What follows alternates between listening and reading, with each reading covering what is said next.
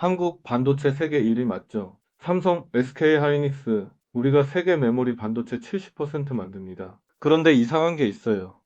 2024년 4분기 삼성전자 반도체 부문 영업이익 1조면 많은 거 아니냐고요?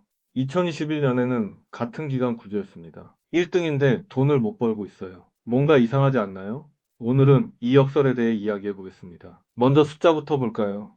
삼성전자 반도체 부문 영업이익 추이입니다. 2021년 연간 26조 원, 2022년 연간 던 15조 원, 2024년 약 10조 원. 회복 중 보시다시피 2년 연속 엄청난 적자였어요. 근데 더 충격적인 건 이겁니다. 같은 기간 한국의 반도체 수출액은요, 여전히 세계 1위입니다. 수출은 많이 하는데 돈은 못 버는 상황. 왜 이런 일이 벌어진 걸까요? 여기서 핵심을 짚고 넘어가야 합니다. 반도체에는 두 가지 종류가 있어요. 첫 번째, 메모리 반도체. 데이터 저장하는 용도, 대표적으로 D램, 낸드 플래시. 두 번째, 시스템 반도체. 데이터를 계산하고 처리 DC하고 테리 CPU, GPU AP, 퀄컴, 엔비디아, TSMC가 강자. 한국은 메모리 반도체 강국입니다. 세계 시장 점유율 70%. 그런데 문제가 있어요.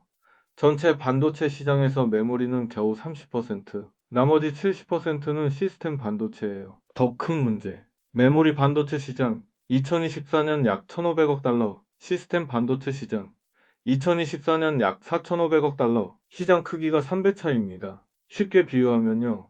한국은 스마트폰 케이스 시장 1등이고 미국은 스마트폰 시장 1등인 거예요. 케이스 많이 팔아도 스마트폰 파는 애들이 돈을 더 벌죠. 그럼 왜 하필 2022, 2023년에 적자였을까요? 이유는 크게 세 가지입니다. 첫 번째, 재고 과잉. 코로나 때 기억나시죠? 재택근무 폭증 노트북, 서버 수요 급증, 메모리 반도체가 날개 돋친 듯 팔렸어요. 그래서 삼성, SK 모두 생산을 엄청 늘렸습니다. 근데 2022년부터 경기 침체가 오면서 수요가 뚝 떨어졌어요. 만들어 놓은 건 엄청 많은데 안 팔리는 거죠. 재고가 쌓이니까 가격이 폭락했습니다. D램 가격 그래프 보시면요. 2022년 초 대비 2023년 초에는 50% 폭락. 두 번째, 중국의 추격.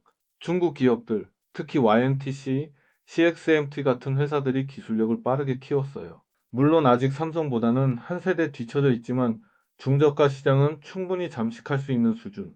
가격 경쟁이 더 치열해진 거죠. 세 번째, AI 반도체는 못 먹었다.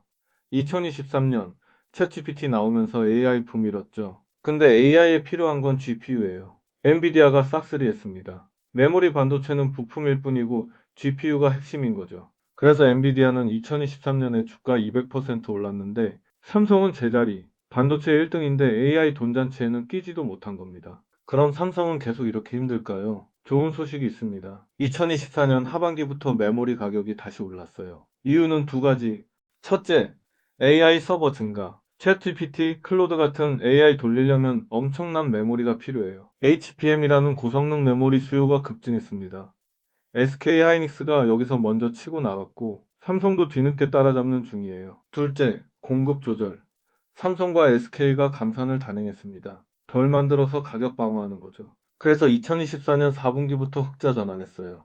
하지만 여전히 문제는 있습니다. 메모리 반도체는 여전히 부품이에요. 진짜 돈은 시스템 반도체에서 나오는데 한국은 여기서 약합니다. 삼성이 파운드리 위탁 생산 사업을 하긴 하는데 TSMC한테 압도적으로 밀려요. 시장 점유율 TSMC 60% 삼성, 13% 기술 격차도 벌어지고 있습니다. TSMC는 2025년에 2나노 양산 시작하는데 삼성은 3나노도 수율이 불안정해요. 그래서 전문가들은 말합니다. 한국은 메모리 1등이지만 전체 반도체 산업에서는 2등, 3등이다. 정리해 볼까요?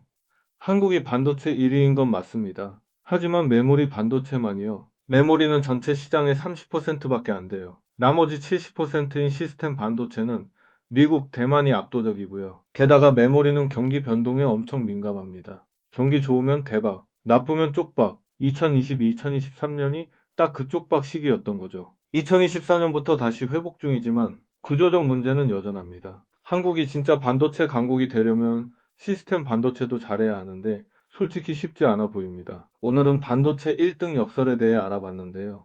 여러분 생각은 어떠세요? 삼성이 앞으로 시스템 반도체에서도 TSMC를 따라잡을 수 있을까요?